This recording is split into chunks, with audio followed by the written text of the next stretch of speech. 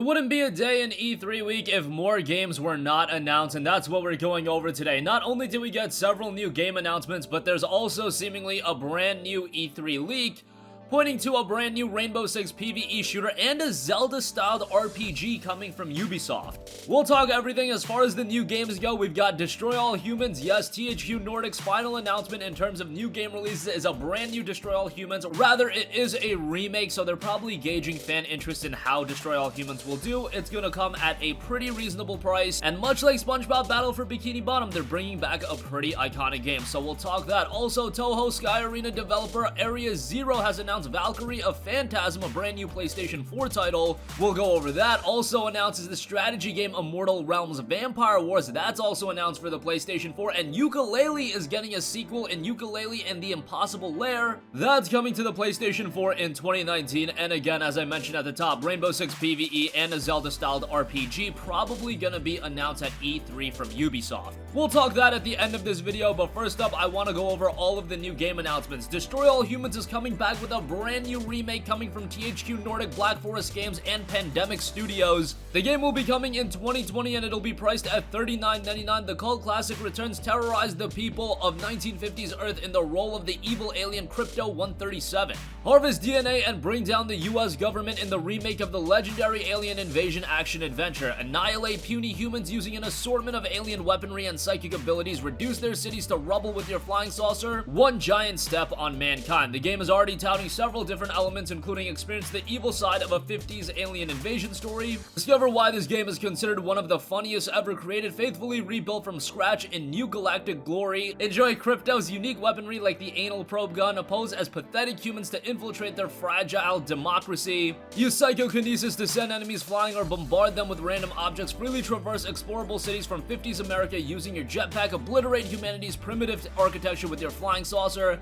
And it also includes the restored, much-rumored, never-before-seen lost mission of Area 42. So a lot coming to Destroy All Humans. It's coming back in a big way. And THQ Nordic, man, it seems like this is their MO. A lot of the infrastructure in creating a game like this, creating a game like SpongeBob Battle for Bikini Bottom, that's already taken care of, considering these are remakes of games that already came out. So they're tapping into fan nostalgia, trying to get these games successful, and they can probably make a pretty big profit off these games as well. And it seems like gamers are just overall very enthused over these games as well, and it just seems like gamers are also overall very excited for these titles. I'm really liking where THQ Nordic is taking things. Not only do they have games like Destroy All Humans, they've got games like SpongeBob Battle for Bikini Bottom, but they've also got original titles like Darksiders Genesis, like Biomutant, and they're just building up a very, very compelling roster of games, and Destroy All Humans is adding to that in 2020. Next up, the Toho Sky Arena developer in Area Zero has announced Valkyrie of Phantasm, a tentatively titled new Toho project aerial action game planned for release on the PlayStation 4, Switch, and PC. A trailer is out, and the game's official website notes, freely fly through the sky, dodge the barrage of bullets coming your way, and fire spells. A new aerial battle action game project from Area Zero is fully underway. Using the area battle action experience we gained developing Toho Sky Arena and Magical Battle Arena, we're progressing the project with the goal of aerial battle action that is more magnificent, beautiful, and fun than ever before. We don't have an official release window for that one. This one's definitely going to go under the radar a little bit, but I wanted to give that a mention as well, as it's being announced ahead of E3. It's trying to miss the wave of all of these big announcements, but at the same time, so many games are being announced anyway, so I do think this one's going to get lost in the shuffle a little bit, but let's see how it turns out. Alright, next one is a strategy game, Immortal Realms Vampire Wars. That's coming to the PlayStation 4 Q1 2020. This was announced by publisher Calypso Media and developer Palindrome Interactive. It's a brand new strategy game where you descend into a mythical world filled with horrors and legends with Immortal Realms Vampire Wars and hurl yourself into a compelling gothic adventure paired with a challenging game experience. It's an engaging strategy game set in a dark vampire world in turmoil that combines empire management and turn-based combat with unique card game elements. Discover the secrets of Nemire and experience an enthralling story from the perspective of 4 mighty vampire lords, each with their own goals and agendas. The game notes 12 meticulously crafted missions and 4 unique environments from the perspective of 4 mighty vampire lords, each with their own goals and agendas. Discover various bloodlines, command one of 3 unique vampire clans with distinctive units, powers, gameplay mechanics, and characters. You've got vampiric powers, strategy, and tactics, and it does have varied content where you can choose from 3 different gameplay modes, such as the story-driven campaign, the open-world sandbox, and the hard-fought skirmish mode. Vampire games seem to be gaining a lot of traction. Last year we had the release of Vampire. Of course, we have Vampire Bloodlines 2 coming next year, and now we have another game in Immortal Realms Vampire Wars. This one a little bit different, being primarily a strategy game with a lot of other elements thrown in there as well, like a card game mechanic. But a rather interesting game. Again, it will be hitting the PlayStation 4 Q1 2020. And lastly, I do want to give a shout that Playtonic Games have announced a follow-up to Yooka-Laylee and Yooka-Laylee The Impossible Lair.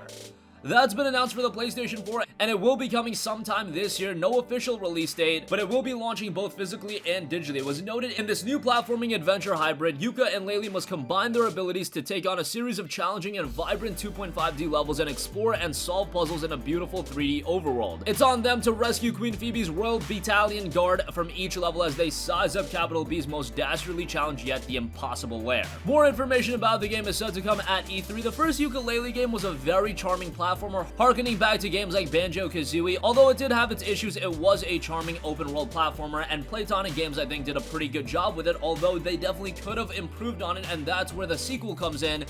And that's what I'm hoping Yooka-Laylee and The Impossible Lair will do. Hopefully, it just builds upon the successes of the first game while remedying all the issues. If you've never played the first game, you can find it relatively cheap. It released at $39.99, which was a hefty price point, but now I'm sure you can find it south of $20. Again, if you like those old-school charming platformers, you're gonna find that in Yooka-Laylee, and hopefully you'll find an even better product with the follow-up in Yooka-Laylee and The Impossible Lair. Alright, so those are the new game announcements. Again, Destroy All Humans, Valkyrie of Phantasm, a new strategy game in Immortal Realms, Vampire Wars, and Yooka-Laylee and The Impossible Lair, so some exciting games there.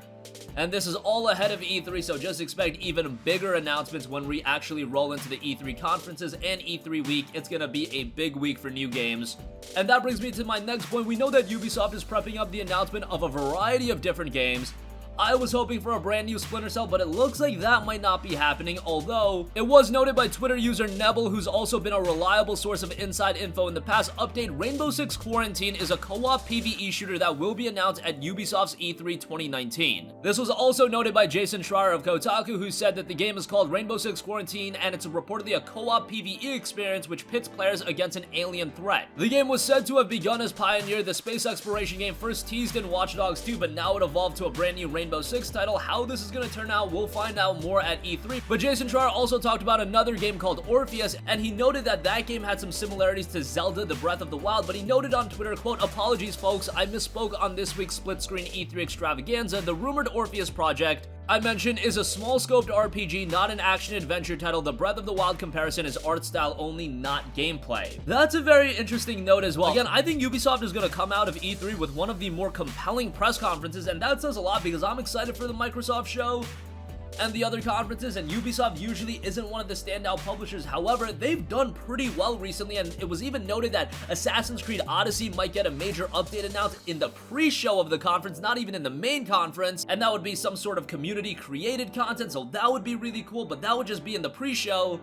In the main show, it would just be new game after new game, including Watch Dogs Legion, this new Rainbow Six title, Orpheus, and whatever else they have under their sleeves. They've got a lot of compelling projects in the works, but it looks like a new Splinter Cell project is not going to happen. Schreier also added, quote, "I've asked a bunch of people about this because everybody wants to know if a Splinter Cell game is coming. Everyone I've talked to has said no. As far as they know, there is no Splinter Cell game in production." That is so depressing to me. It seemed like a Splinter Cell game was leaked on GameStop based on the listing of the Sam Fisher night vision goggles. We haven't seen a new Splinter Cell game going back to 2013, and I had speculated maybe we haven't seen Splinter Cell because it's not a game that traditionally sells incredibly well, and it's not a game you can easily monetize either. Look at the games that Ubisoft have been putting out recently: For Honor, The Crew 2, The Division 2, Tom Clancy's Ghost Recon Wildlands, Rainbow Six Siege. All of these games you can monetize for an extended period of time, and in the case of Watch Dogs Legion, I think inherently that game will sell pretty well, so they're incentivized in creating a big budget open world experience like that. In the case of Splinter Cell, I don't think that's a game that would sell incredibly well from the get-go, and again, you can't monetize it in the long term. So from a business standpoint, I can kind of see where Ubisoft is coming from, but I think the clamoring is there. I think gamers want to see a new Splinter Cell. At this point, I just don't know if it's gonna happen because it seems like it's teased every year or every big event, and it seems like it never comes to fruition, so that's a big bummer to me especially. And that's gonna conclude this video. Again, a bunch of new games continue to be announced. A Destroy All Humans remake is coming in 2020. Valkyrie of Phantasm is coming to the PS4. A strategy vampire game in Immortal Realms. Yooka-Laylee is getting a follow-up in Yooka-Laylee and the Impossible Lair, and it looks like Rainbow Six is getting a brand new game with a PvE shooter and a Zelda-styled RPG in Orpheus. Whatever project that turns out to be, I'm definitely interested. That's gonna conclude this video. Sound off with all of your thoughts in the comment section down below. Thank you for watching, and goodbye. Hey guys, we hope you enjoyed the video, and if you did, make sure to hit the subscribe button, and if you're already subscribed, do us a favor and hit the bell icon. This way you'll be notified whenever we post a new video. That's the best way to keep up with all of our uploads, and we usually try to upload 2 videos a day. And with the bell icon hit, you'll be notified whenever we do upload a video. As always, thanks for watching.